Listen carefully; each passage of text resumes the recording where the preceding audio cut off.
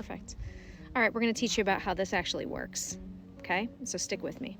My name is Trish Law. I'm a trauma-informed life coach, and I'm here to help you make life your bitch, to own your shit, to listen to your intuition, to heal, and to be the most authentic superpower version of yourself ever. So this question from Rebecca came in about understanding, like, first, okay, I got the trigger. I understand that my triggers are a direct route to my trauma. And then when I'm triggered, I identify the emotion that I'm feeling.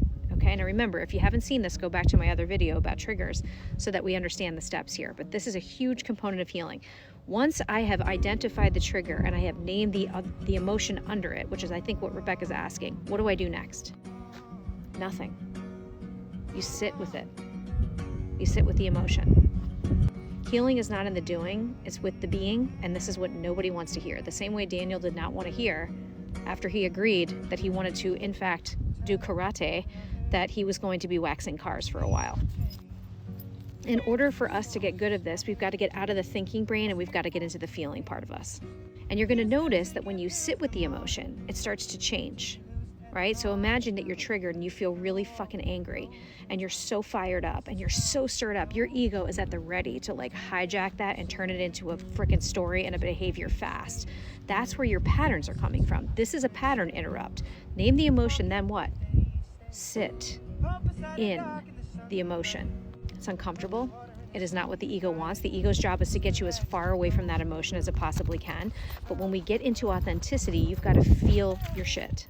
You're going to notice, especially if it's something like anger, you start to sit in that anger for a minute or two. Literally, a minute. It takes 90 seconds to process an emotion.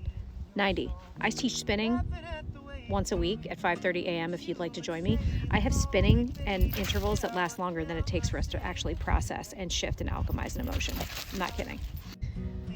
Anger is not a primary emotion. Anger is a secondary emotion. So you're going to notice if you sit with your anger long enough, it's going to be one of three things that it's trying to keep you safe or protect you from. You're either scared, you're hurt, or you're sad. Which one is it? You're going to notice the minute that anger, it's like a flare gun comes up, that's a part of you that's trying to communicate with you, but your ego is constantly hijacking that narrative. You are now bypassing. You're doing a form of spiritual bypass surgery through your heart into the root of your being. So name the emotion and fucking sit with it. Watch it change. Get your journal out. See if that emotion shifts from like sort of like being angry and anxious to being more sad or scared. And you're going to say, Trish, but I don't want to feel sad or scared. Well, too fucking bad, because you can't help what you feel. We're trying to build emotional flexibility here. We are very inflexible in our nervous systems, right? The whole point of us being here is to create nervous system flexibility. Remember, you're not going to start to feel better until you get better at feeling. Master that, and we're going somewhere. Love you so much. I'm proud of you guys. Stick with me, and we're going to keep going.